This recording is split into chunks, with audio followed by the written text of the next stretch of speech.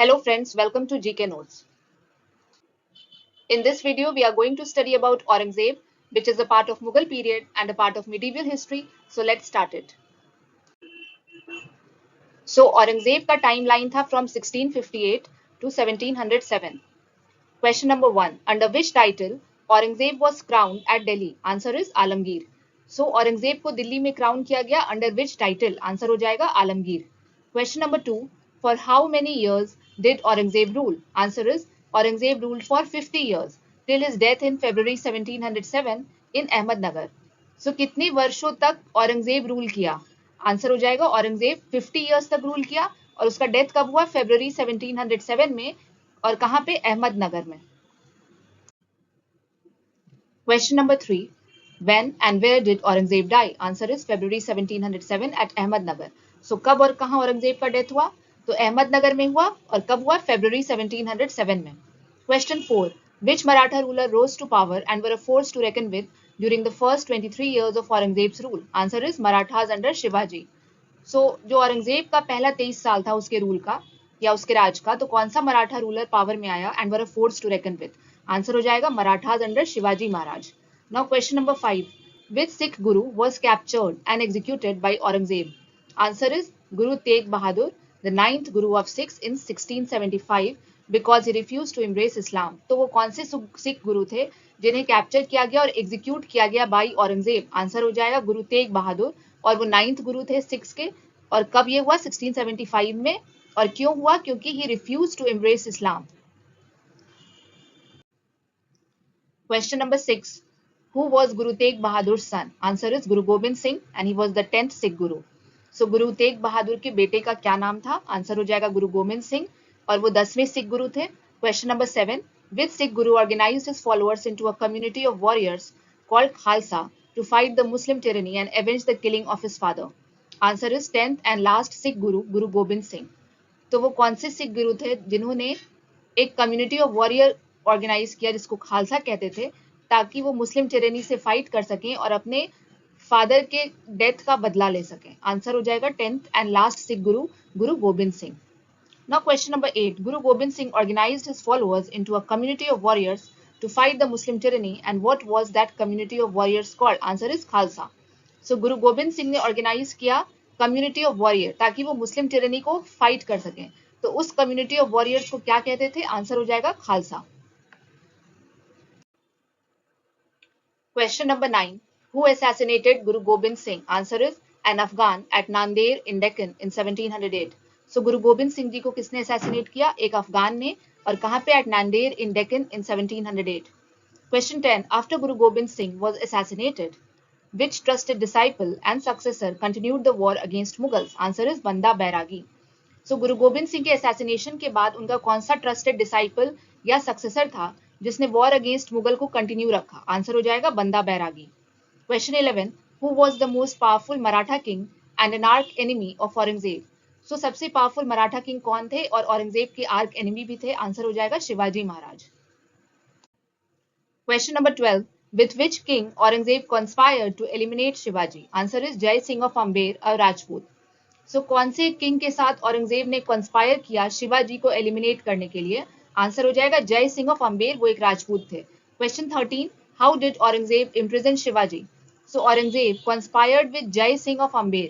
On an assurance given by Jai Singh, Shivaji visited Aurangzeb's court and Shivaji was imprisoned by Aurangzeb but he managed to escape. So Aurangzeb ने कैसे शिवाजी को imprison किया? तो औरंगजेब ने conspire किया जय Singh of Amber के साथ एंड जय सिंह के एश्योरेंस पे शिवाजी औरंगजेब के कोर्ट को विजिट करते हैं एंड वहां पे शिवाजी को औरंगजेब बंदी बना लेता है लेकिन ही manage to escape. Question number 14. When did Shivaji proclaim himself as an independent monarch? Answer is in 1674. So Shivaji ने कब प्रोक्लेम किया खुद को as an independent monarch? Answer हो जाएगा 1674. Question 15. Who succeeded Shivaji? Answer is Shivaji died in 1680 and was succeeded by his son Sambhaji. Sambhaji was executed by Aurangzeb in 1689. Sambhaji was succeeded by his brother Rajaram. After Rajaram's death in 1700, his widow Tarabai carried on the movement. So Shivaji को किसने succeed किया? शिवाजी का death हुआ 1680 में. उसके बाद उन्हें succeed किया उनका बेटा संभाजी. संभाजी ने उन्हें सक्सीड किया. उसके बाद संभाजी को औरंगजेब ने एग्जीक्यूट किया 1689 में। फिर संभाजी के बाद उनके ब्रदर आए राजा राम। उसके बाद राजा राम जी का डेथ हुआ 1700 में। फिर उनकी विडो थी ताराबाई, वो उस मूवमेंट को कैरी फॉरवर्ड की। Question number 16. When did Aurangzeb die and where was he buried? Answer is he died in 1707 and he was buried at Khuldabad और दौलताबाद। So औरंगजेब का डेथ कब हुआ और इसे कहाँ दफनाया गया? औरंगजेब का डेथ होता है 1707 में एंड उसको दफनाया गया खुलदाबाद में इन Daulatabad. Now question 17. Which Mughal king was called the Zinda Pir or the living saint? Answer is Aurangzeb. वो कौन सा मुगल किंग था जिसे कहा जाता था जिंदा पीर या लिविंग सेंट? आंसर हो जाएगा Aurangzeb. Now question 18. Which tax was reintroduced during Aurangzeb's reign? Answer is जजिया। So वो कौन सा टैक्स था जिसे औरंगजेब ने रीइंट्रोड्यूस किया? आंसर हो जाएगा जजिया।